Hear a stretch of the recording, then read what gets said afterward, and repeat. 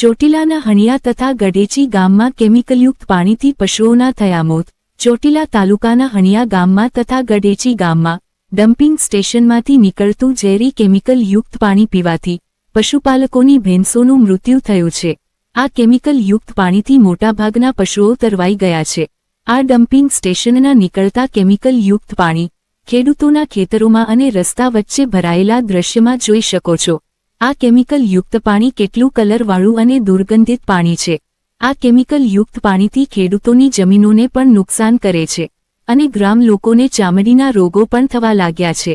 આ સમગ્ર ઘટનાને લઈને આજરોજ આમ આદમી પાર્ટીના ખેડૂત નેતા રમેશભાઈ મેર અને સાથી મિત્રો દ્વારા હણિયા ગામ અને ગઢેચી ગામમાં ભોગ બનનાર પશુપાલકોની મુલાકાત લેવામાં આવી હતી અને સમગ્ર પરિવારની આપવીતી સાંભળી હતી। આ સમગ્ર ઘટના દરમિયાન આમ આદમી પાર્ટીના ખેડૂત નેતા રમેશભાઈ મેરે ભાજપ સરકાર પર આકરા પ્રહાર કર્યા હતા। સાંભળો શું કહ્યું ડમ્પિંગ સ્ટેશનના કેમિકલયુક્ત પાણીથી ભોગ બનનાર પશુપાલકોએ અને આમ આદમી પાર્ટીના ખેડૂત નેતા રમેશભાઈ મેરે। જુઓ આ સમગ્ર વિડીયો। જો શરૂઆતમાં છે ને મારા ઢાંડાનું એક શીંગડું ભાંગી ગયું, ભડાકણ પાણું આવ્યો, શીંગડું ભાંગી ગયું, કોઈએ જવાબ દીધો નહીં। પછી ગામમાં ભેગા થયા, મેં ઢાંડાની શરૂઆત કરી તો કે એ વાત નહીં કરવાની। અને પછી મારે એક પાણો આવ્યો મોટો જબરો અને બહુ રાંધતા। મેં કીધા એ ભાઈ આ પાણો આવ્યો, માણા મરી જાય ને તો મરી જાય માણી ગયા। તે કાઢી મારા બે ઢાંડા મરી ગયા પાણી પીને, અને તે કાઢી બે ગાયો મરી ગયું। એટલે પછી મેં આખું બોલાવી દીધો અને ડોશીને એક દિન 4 દાન દવાખાને લઈ જતો। હું બાજ્યો નતો, બોલ્યો નતો, હું આ મારી જમીન હતો તો મને નથી લઈ ગયા। મોટા હણિયા જાગાભાઈ બીજલભાઈ ગાયો બીમાર પડી જાય છે, તરી જાય છે। બોલો કેના કારણે આવું થાય? આ ખાડાનું પાણી પી જાય એમાં ખાડાના પાણીમાં શું આવે છે? કેમિકલ આવે છે। બાપુ શું આવે છે? કેમિકલ આવે ઈ તો બધા લાયા હોય એમને પૂછો। હા, તો આ ખાડો કોને કરવા દીધો? ખાડો અમે ક્યાં કરવા દીધો? અમને પછી ખબર પડતી હતી ગરીબ માણસ અમને ગાડીમાં થતા કી જાય છે। આ તો પણ એમ નહીં કહો કે ખાડો કરવા જ મંજૂરી તો આપી છે ને? ભાઈ આપી અમને ક્યાં ખબર? આ તો બધું બન્યા પછી ખબર પડી। હા હા હા। આ તમારી વાંહે પાણી ભર્યું શું છે? એ પાણી ભર્યું છે, કેમિકલ સાહેબ। તો આ તમારે જમીન છે બાજુમાં, આ પાણી ખેતરમાં જાય છે? હા, અરે હમણાં મોરું પડ્યું હતું।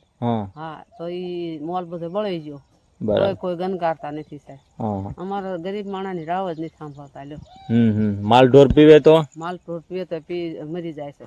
અને અટાણે તમે હાથ માલ પર બોલો ને તો તમારે સાંભળું ઉતરવા માંડે છે ભાઈ। બરાબર, ટૂંકમાં તમે આ પાણીને અડો તો તમારે તકલીફ પડે? હા, તકલીફ। મને એલાચી થઈ ગઈ છે ને, મારે હજી દવા ચાલુ જ છે। રાતમાં 2-3 વખત છોકરા ઈકો લઈને લઈ જતા હતા, તોય મને ગનકારતા નથી કોઈ। અમારા છોકરાને નથી ખાતા કોઈ, એમ કાંઈ હવે ગરીબ માણસ કાંઈ કહેતા નથી। રણિયા ગામ અમારો માલ સરવા જાય ત્યાં કણે બધું પાણી કેમિકલ નું પી અમારે હુવાવડી ભેંસ મરી જઈ, તરોઈ ગયા। અત્યારે ઘરે રાખી છે, બાળકોને દૂધ પાવી તો બાળકો બીમાર પડ્યા છે, તો બાળકોને અમે પાવું હું કોથળીનું દૂધ લઈને પાવી છીએ। માલ ઘરે રાખીને શું કરવાનું? પાણી ક્યાં પાવા જવું? અમે ગરીબ માણસ, અમે બાળકો બધું જે કયો અમે સરકારમાં આવી કાં એનો સહયોગ કાંઈક વ્યવસ્થા કરો। અને અમને છેતરા કે આ ડીસુનું કારખાનું થાય છે અને અમારી પાસે આવી રીતે સહી ત્યાં કરી અને ખાવા વાળા ખાઈ ગયા છે અને ગરીબને મારે અમારી વાડી પડકે છે, કુવો લાલ સોળ પડ્યો છે, બધી સીઝન કાંઈ થાતી નથી, બધું બળી ગયું છે। તો અમારે ખાવું શું? 8 મહિના વાડીએ રહેવી, 2 મહિના મકાનમાં આયા ઘરે રહેવાવી, તો અમારે જવું ક્યાં? એ સિવાય તમારો ઉધાર નથી, બીજો કઈ ધંધો નથી કાંઈ। એટલે જે કયો એ રોજી રોટી મારા માલની, બીજું અમને કાંઈ હુસતું નથી માલધારી માણાને। તો આ પશુ બીમાર, છોકરા બધું બીમાર પડ્યું, એને શું ખવડાવવું? દૂધની કોથળી લાવીને અત્યારે હાલની તારીખમાં પાવી સા કરવી તો સા ફાટી જાય છે એ દૂધનો।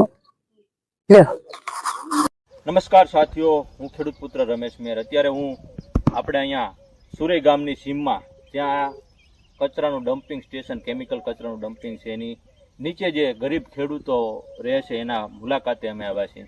આની પહેલા અમે 1.5 વર્ષ પહેલા પણ આવ્યા હતા, ત્યારે પણ માડીની તબિયત બહુ ખરાબ હતી ને આજે પણ એ જ ખરાબ। તમે ત્યારે જે વાન હતો ને અત્યારે વાનમાં ઘણો ફેર પડી ગયો, ચામડીના રોગ થઈ ગયા। તમે નજર મારી પાછળ તમે જુઓ કે આવું કેમિકલ એમની વાડીમાં આવે છે। સરકાર ક્યાંક ને ક્યાંક એવું કહેવા માંગે છે કે ભાઈ અમે પ્રાકૃતિક ખેતી, આ તમે જે પ્રાકૃતિક ખેતી હોય ને એને તમારા ભ્રષ્ટાચારને કારણે અત્યારે ઊંધી વળી રહી છે. સાથે સાથે એમના 2 બળદ મરી ગયા, 2 ગાય મરી ગઈ અને બધા પશુપાલનને નુકસાન થાય. અત્યારે ઈ પશુપાલન વિહોણા થઈ ગયા.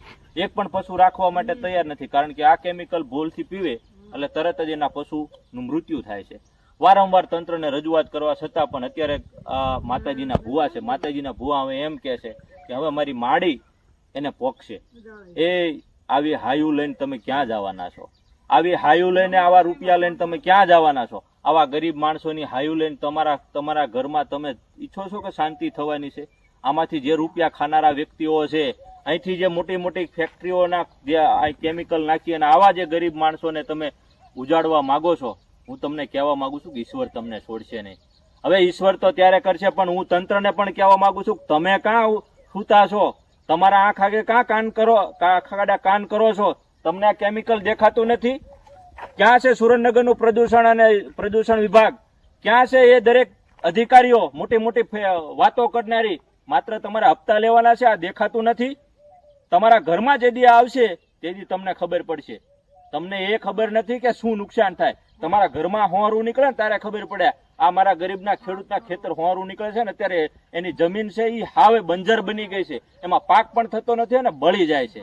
તો અમે અહીંથી તમને કહીએ છીએ કે જો આ ડમ્પિંગ સ્ટેશન બંધ નહીં થાય, આવનારા સમયમાં ચોટીલા આજુબાજુના દરેક ખેડૂતને સાથે રાખીને અમે આંદોલન કરશું. અમે ઈચ્છીએ છીએ કે અધિકારી જાગો, અહીંયા આવો અને જોવો અને આ બંધ કરાવો. જય જવાન, જય કિસાન.